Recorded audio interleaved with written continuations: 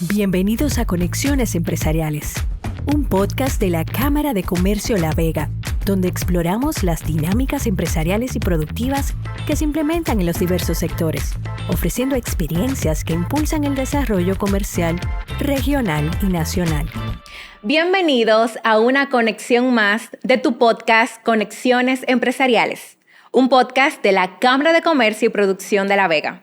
Hoy me encuentro con un empresario, pero además de ser empresario, puedo destacar que lo conozco porque es mi pastor, el pastor de mi iglesia. Así fue como conocí realmente al señor Sucre Alba. Bienvenido, Sucre, a ese espacio de la Cámara de Comercio que nos permite interactuar, pero también aprender de otras experiencias. ¿Cómo se siente? Gracias, Luz. Bueno, pues me siento feliz de estar aquí. Me siento en familia, me siento en mi casa. Y de verdad espero que sea de mucha bendición para todo aquel que lo escuche y lo vea.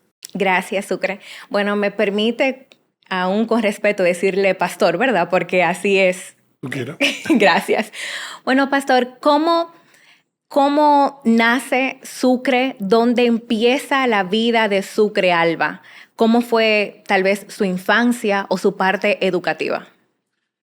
Bueno, en el tiempo que nosotros estudiábamos, La Vega era básicamente, no vamos a decir una aldea, pero todo el mundo se conocía y vivimos una época, yo pienso que es como especial, muy bonita, donde quiera que tú ibas te conocían y donde quiera cualquier mamá de cualquier compañero podía llamarte la atención y si iba a ser algo escondido, había que ser muy escondido porque obviamente estabas vigilado por todos lados. Y pienso que fue algo como bonito, todo el mundo compartió de igual forma. El concepto de bullying no era que no se conocía, se hacía bullying de mal. Lo que pasa es que al que le hacía bullying no le hacía caso a eso. No había traumas en ese sentido y por eso creo que fue una juventud muy especial. Ok, oriundo 100% de la ciudad, centro de la ciudad. Perfecto. Entonces, ¿cómo me dice que ha tenido una infancia bonita, genuina, porque fue una donde todos se conocían? ¿Qué pasa en la parte educativa de Sucre? ¿Dónde estudia? ¿Dónde se forma? ¿O dónde nace en la parte universitaria? No me tomen en cuenta el pecado. Bueno, yo estudié en el Agustiniano y me gradué con suma dificultad. Me gradué normal, como un estudiante promedio, quizá un poquito por encima del promedio normal, no excelente nunca, y fui a la Ucamaima a estudiar agronomía. En la Ucamaima pasé por 3 pruebas académicas y recuerdo que me suspendieron de la carrera, pero yo en mi casa no dije nada y seguí un semestre como si estuviera estudiando y seguía para Santiago igualito. Y bueno, hasta que después en Ucatesi comencé igual agronomía. Ok, entonces, deme un segundito. En Pucamaima, como no pudo continuar, viene Ucatesi a continuar la misma carrera. Básicamente en Ucatesi tuve como que comenzar de nuevo porque la universidad estaba también comenzando. No pudo convalidar tal vez las materias. No había forma de convalidar solamente que lo básico y no valía la pena, pero igual, o sea... mi concepto en la vida también era que tal vez yo no iba a necesitar una carrera porque teníamos la finca, ya básicamente teníamos, como quien dice, si se puede llamar así, lo que se llama humanamente un futuro seguro. Entonces, pero las cosas no siguieron igual como uno planifica. La inclinación a esa carrera se debe a las fincas de sus padres. Básicamente. Puede entonces decir que se graduó y que tenía su trabajo asegurado porque podía trabajar en la finca de papá y mamá. ¿Qué pasó ahí entonces? No fue bien. En la finca. Si mi vida se transforma, Luz, después que yo conozco del Señor, porque aunque, como te dije, yo viví una infancia muy bonita en el sentido de amistad, sí. Obviamente yo tuve una pérdida muy fuerte, muy joven, que fue mi papá, que murió cuando yo tenía 7 años, y eso marca mucho el accionar de cualquier persona en todo el sentido de la palabra, principalmente para los hombres, porque entonces uno se retrae mucho, se refugia en cosas que no debería refugiarse. ¿Quién fue entonces su figura paterna? Dios, después. Realmente no tenía una figura, por así decirlo, contundente paterna, porque mi abuelo, por parte de mi mamá, era muy fuerte. O sea, fuerte, una persona dura, de un carácter muy fuerte. Quiere decir que no tenía ningún tipo de confianza con él. Todo lo que tenía era miedo. Y mi abuelo paterno, que era excepcional, entonces murió cuando yo tenía 9 años. O sea, yo perdí mi papá a los 7 años y mi abuelo cariñoso, complaciente, lo perdí a los 9 años. Entonces ya mi mamá trató de hacer la figura paterna, que obviamente tengo que decir que lo hizo muy bien, pero nunca sustituye el concepto del padre. Entonces en mi casa era mi mamá y 3 hermanas. Y además de eso yo era el más pequeño. Entonces eso todavía lo hacía mucho más difícil en un concepto determinado, pero Dios tuvo misericordia y ya en un punto determinado de la vida, ya casado, conocí al Señor y puedo decir que eso fue un nuevo nacimiento, un antes y un después. Yo te voy a ser sincero, no creo que tuviera la formación, el carácter y el interés que tengo ahora por las cosas positivas si no hubiese conocido al Señor. No creo. ¿Superó Sucre la ausencia de papá? Oye, no solamente puedo decir que lo superé, sino que Dios me ha permitido poder acompañar personas que han perdido su padre a destiempo y poder ministrarle para que ellos sepan qué Él espera y que eso no debe marcar nuestra vida como algo negativo. No es que el proceso sea positivo, pero uno puede superar esas cosas y aunque esté ahí la marca, es una herida sanada que puede ser de bendición para otras personas que pasen por ese mismo proceso. No es el fin. Okay. Luz, yo quiero comentarte algo. Yo fui al museo en Israel, al Museo del Holocausto, y a mí me impresionó mucho porque lo comparé tanto como con mi vida. Y cuando yo veía el concepto de que te van enseñando los zapaticos de esos niños que fueron en la cámara de gas, la gente que fue quemada, todo eso es monstruoso. La gente, wow. Yo lloré mucho. O sea, en cada cosa lo que había era una historia de tristeza del Holocausto. Pero el museo termina en un balcón precioso que da a la ciudad de Jerusalén. Y entonces dice el guía, y esto tiene una simbología especial. No importa lo que tú hayas vivido en la vida, no importa el proceso, no importa que tú hayas sido violado, ultrajado, no importa lo que haya pasado, siempre hay un futuro mucho mejor que tú decides vivir. Y de verdad, cuando yo vi eso, ahí fue que yo lloré, porque yo pensé como, wow, esto es lo que Dios ha hecho conmigo, esto es lo que Dios ha permitido que yo viva, a pesar de todo. Reflejó su vida en ese trayecto. Increíble. Entonces nos quedamos en la finca. ¿Qué pasó en la finca? ¿Fue Sucre entonces un empresario? ¿Cultivó? ¿Crió vacas? ¿Qué pasó ahí? Me gustaba, tenía mucha experiencia. Muchos amigos ganaderos me buscaban a veces cuando iban a comprar vacas para decirme, mira, ayúdame con esta compra. Y yo llegué a Yabanía, bueno, el país entero. Conocí el país entero con la ganadería. Tenía muy buena ganadería, pero la finca tienen un problema. Tu papá tiene finca y es que todo el dinero que tú le entras a la finca, todo el dinero lo coge. O sea, no hay forma de tú tener nunca la finca ideal y todo lo que tú le inviertas, obviamente no todo da la remuneración. Pero usted estudió eso. ¿No consiguió alguna estrategia para poder estructurar, ese sistema? Los ganaderos, los cosecheros, los plataneros, todo el que trabaja en agricultura aquí es un héroe. Okay. Entonces, ¿cuál fue su punto de salida o qué pasó para ya usted despedirse del sector de la ganadería? Bueno, cuando ya el banco me emplazó, obviamente yo pensé que vendiendo la finca no pagaba lo que yo debía. Pero ya yo en ese momento de crisis ya comencé a conocer al Señor y unos años después, con un proceso muy difícil, logré pagarle al banco y después reestructurar todo. Luego vuelvo y repito la historia porque teníamos un laboratorio con don José y pasó lo mismo. Y bueno, y tuve de nuevo que asumir las circunstancias, o Adín y yo asumir las circunstancias. Y nos pasamos momentos bien difíciles que también nos ayudaron a poder agradecer al Señor todo lo que ha hecho. Después, hace unos años para acá, yo puedo decir que todo lo que viví ha valido la pena. Ha valido la pena, me ha dado mucha experiencia, me ha dado mucho agradecimiento por la vida y me ha permitido también ser de bendición a muchas personas que han pasado por procesos de quiebra, por procesos de malos negocios, por procesos que el banco obviamente le va a quitar todo. Y creo que todo tiene un propósito en la vida, Luz. ¿Qué aprendió de ese proceso de quiebra? Porque tenemos a un joven que se crió sin papá. Tenemos a un agrónomo que fracasó. pero que conoció al Señor.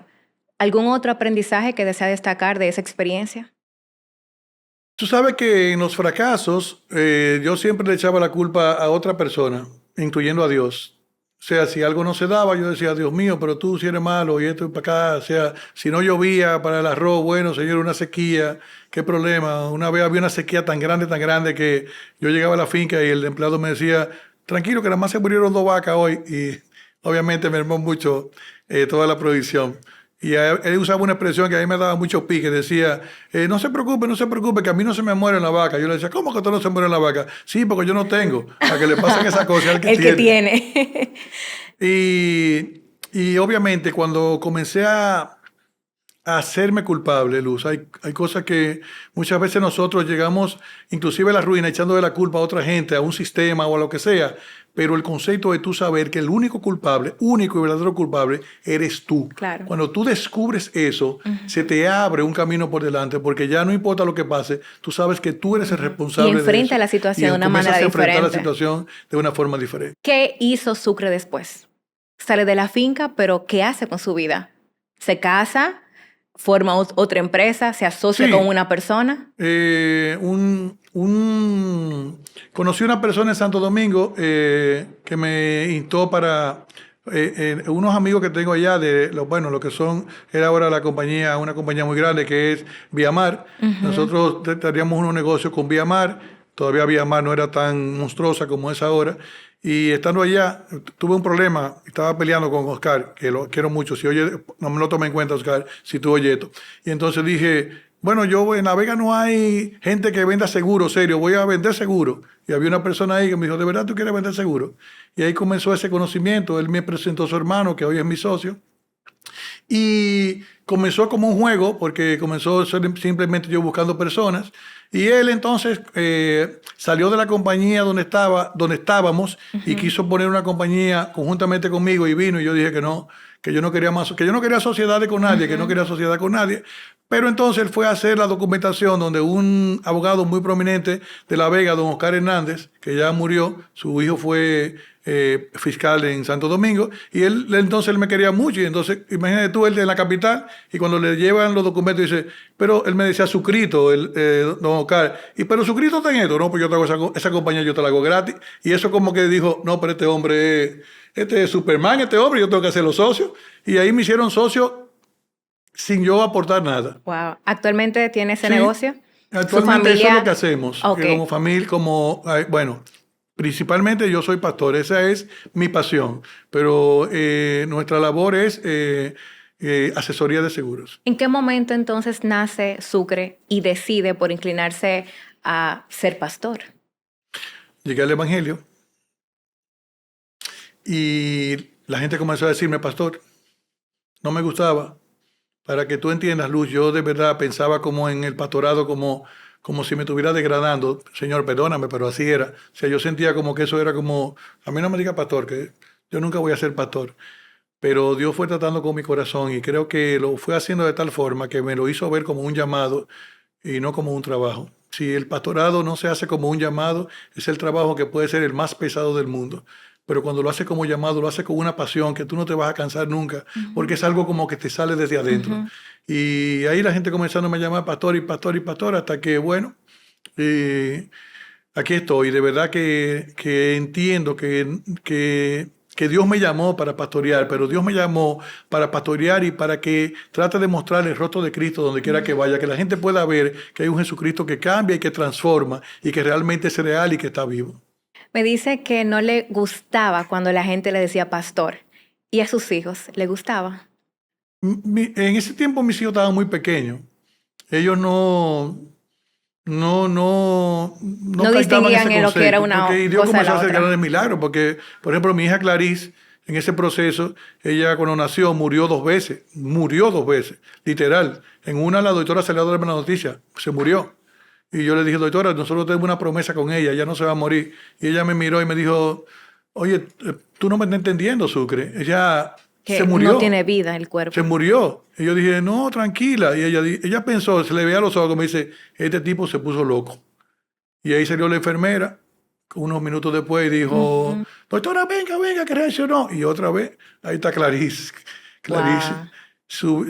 Se crió, por así decirlo, oyendo de esos milagros que Dios Que hizo Dios con hace. ella de una forma tan especial, que eso fue para nosotros una marca de vida, porque yo le dije a Adrián, yo he padecido mucho, tengo varias marcas en mi corazón con relación a tragedias como esa, y le dije que yo creo que sepas una cosa, porque se lo sopesé, si la niña se muere, eso va a ser otra marca para nosotros como familia, y espero que eso no nos marque, tú sabes, para mal, pero Dios nunca permitió eso, gracias a Él. Entonces me hago la pregunta, ¿cómo un pastor llega al sector y al mundo empresarial? ¿Cómo? ¿Cómo la iglesia se encuentra actualmente presidiendo una institución como lo es APDB actualmente? Desde que nosotros comenzamos el pastorado, recibimos una promesa del Señor de ser de bendición para la ciudad.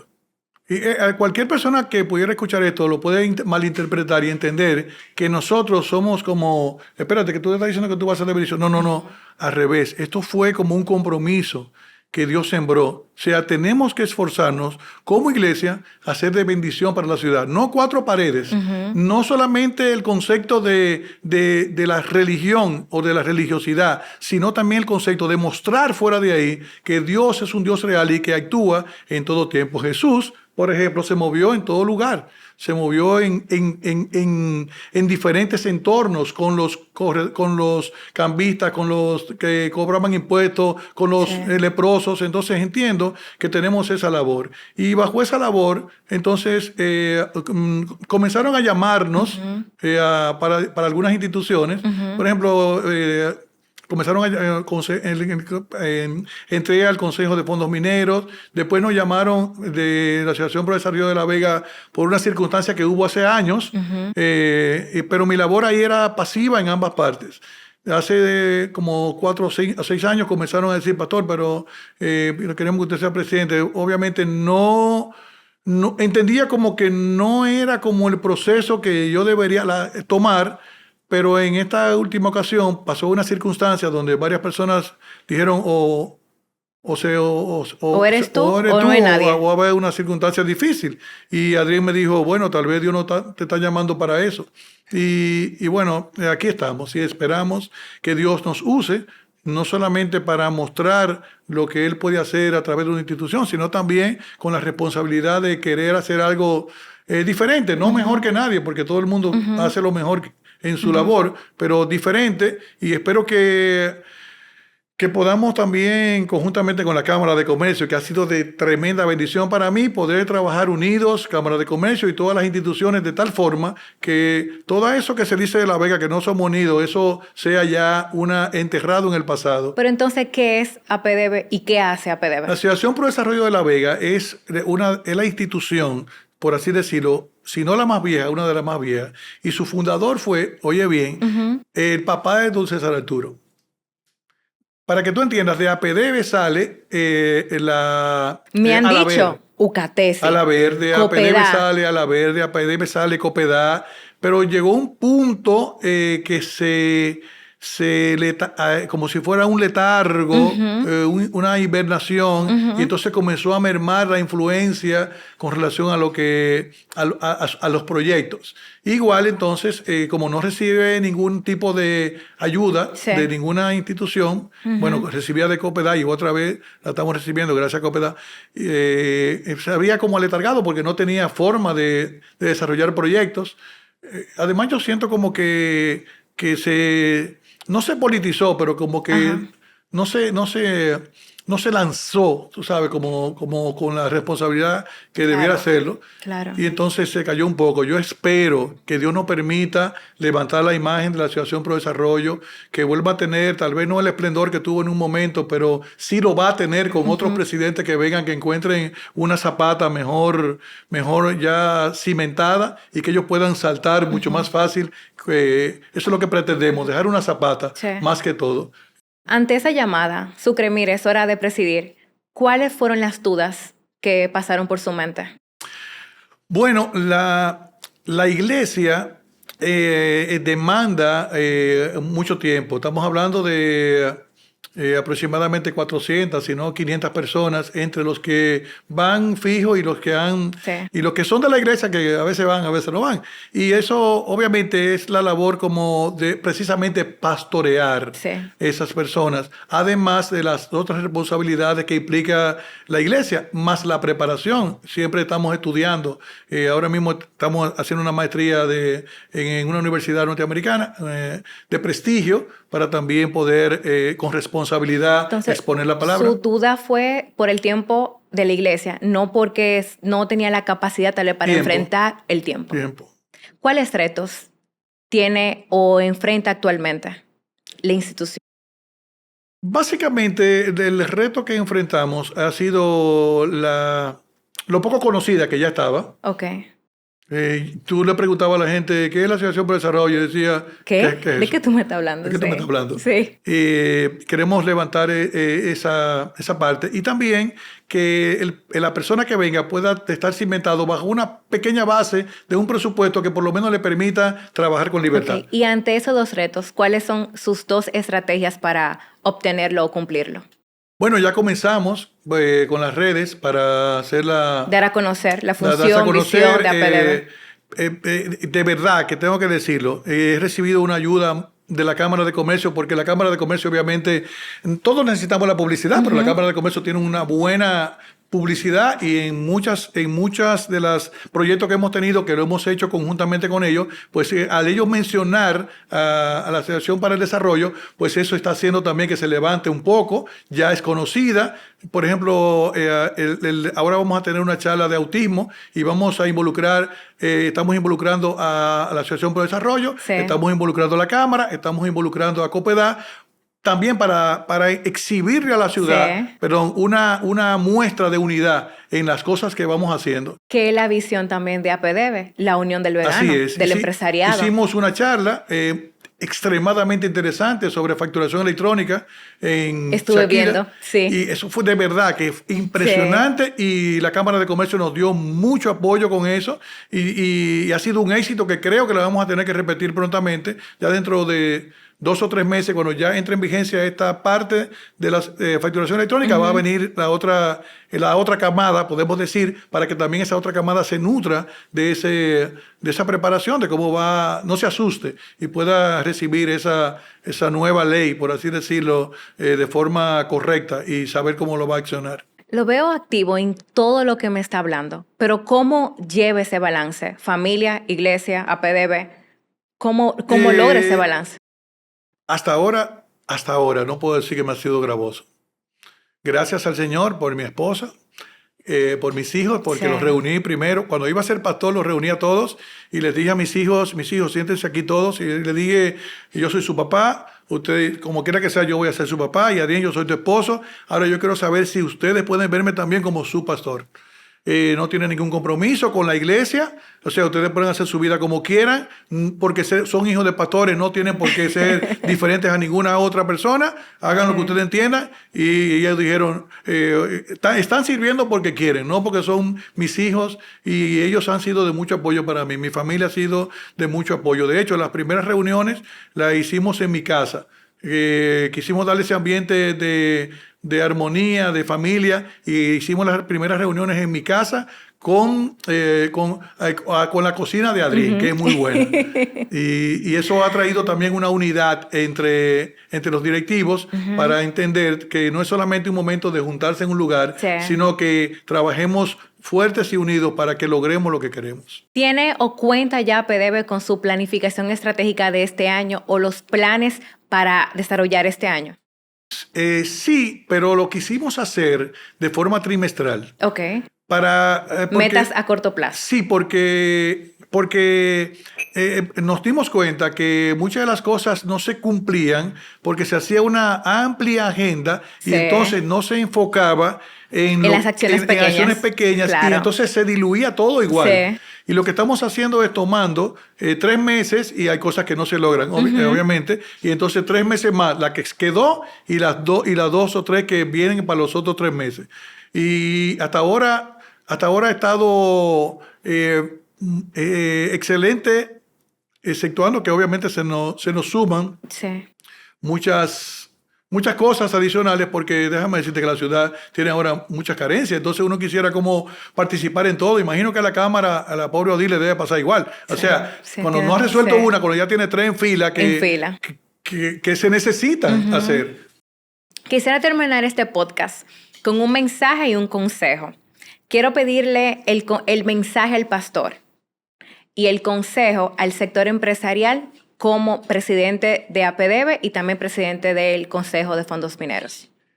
Bueno, voy a hablar primero como si fuera a los empresarios.